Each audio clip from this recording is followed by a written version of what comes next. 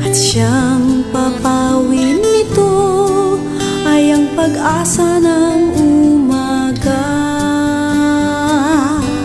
At kahit anong tindi ng unos, at kahit anong tindi ng dilim, may isang inang nagmamatiyag, nagmamahal sa atin.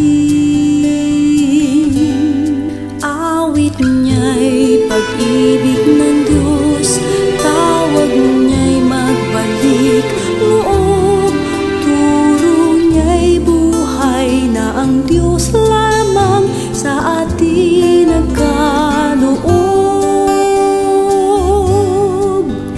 O inang mahal, narito kamit, awit-awit ang Ave Maria, at dalangin ng bawat pamilya'y kapayapa at pagkakaisa. Ang rosaryo mong hawak namin at awit-awit ang Ave Maria, puspos ka ng diwang banal, dinggin ang aming payak na dasal. Ihatid mo kami sa langit ng amang mapagmahal.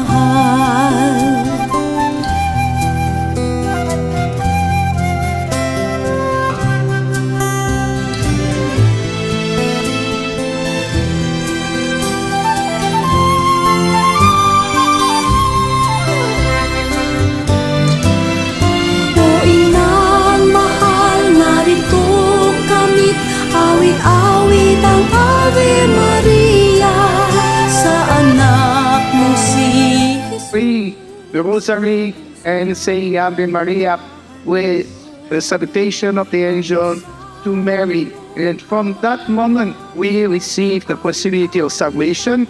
And for this, we love our mother, Mary. She said yes to God, and we have to say yes to God also. And as we said that she's the mother of light. And it's important that we are the children of light. Remember this always, especially these days where we have a lot of darkness with coming for this different celebration.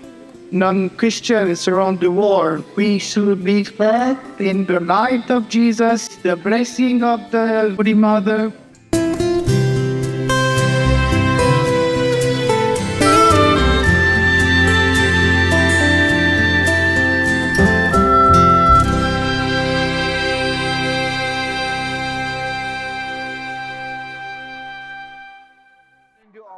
It was a wonderful experience for all of us as a one parish coming together, witnessing this divine music, praising God through Mother Mary.